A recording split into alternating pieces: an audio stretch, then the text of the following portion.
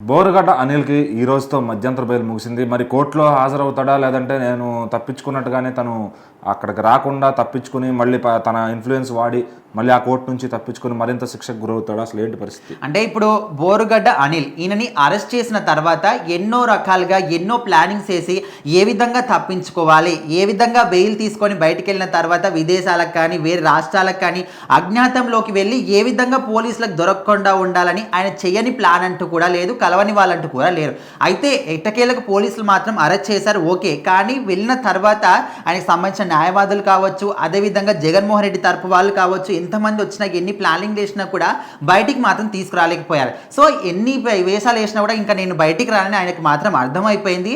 ఇంకా లాస్ట్కి వచ్చేసరికి వాళ్ళ ఫ్యామిలీకి సంబంధించి కన్న తల్లి ఆరోగ్యం బాగోలేదని అబద్ధపు సాక్ష్యాలు పుట్టించి మరి ఆయన మాత్రం మధ్యంతర బెయిల్ని కూడా మంజూరు చేయించుకోవడం జరిగింది. మా అమ్మగారికి హెల్త్ బాగాలేదు, మరింత క్షీణించింది, మీకు లలిత హాస్పిటల్లో జాయిన్ చేశాము, ఇక్కడ బాగాలేదని చెన్నైకి తీసుకెళ్ళాము, సో అక్కడికి వెళ్ళాలి, నాకు మధ్యంతర బెయిల్ కావాలి. ఈ విధంగా ఆయన మాత్రం వాళ్ళ అమ్మగారి కన్న తల్లి యొక్క ఆరోగ్యాన్ని కూడా అడ్డు పెట్టుకొని బాగా ఉన్నప్పటికీ కూడా బాగలేదని చిత్రీకరించి అబద్ధపు ఒక సాక్ష్యాన్ని పుట్టించి సర్టిఫికేట్ని ఆయన అక్కడ ప్రొడ్యూస్ చేసి అక్కడ నుంచి మాత్రం మధ్యంతర బెయిల్ ఇంకా ఇలాంటివి చూపించినప్పుడు కోర్టు ఖచ్చితంగా మధ్యంతర బెయిల్ మంజూరు చేస్తుంది, ఇంకా తప్పదు. సో ఆ విధంగా మంజూరు చేసింది, బయటికి వెళ్ళాడు. ఇంకా బయటికి వెళ్ళిన తర్వాత తెలిసింది ఏంటంటే ఆయన చూపించిన మెడికల్ సర్టిఫికేట్ కూడా అబద్ధపు సాక్ష్యము. ఇక్కడ కావాలని దాన్ని పుట్టించి మరి అక్కడ లలిత హాస్పిటల్లో కానీ చెన్నై హాస్పిటల్లో కానీ వాళ్ళ అమ్మగారు అసలు జాయిన్ కూడా కాలేదని కూడా క్లియర్గా అర్థమైపోయింది. సో ఆ తర్వాత ఆయన ఎక్కడ ఉన్నాడు, ఎక్కడికి వెళ్ళాడు, ఏం చేస్తున్నాడు, ఎవరిని కలిశాడు, ఇలాంటి ఎక్కడ కూడా ఆయన ఫోన్ కూడా స్విచ్ ఆఫ్లో ఉండింది.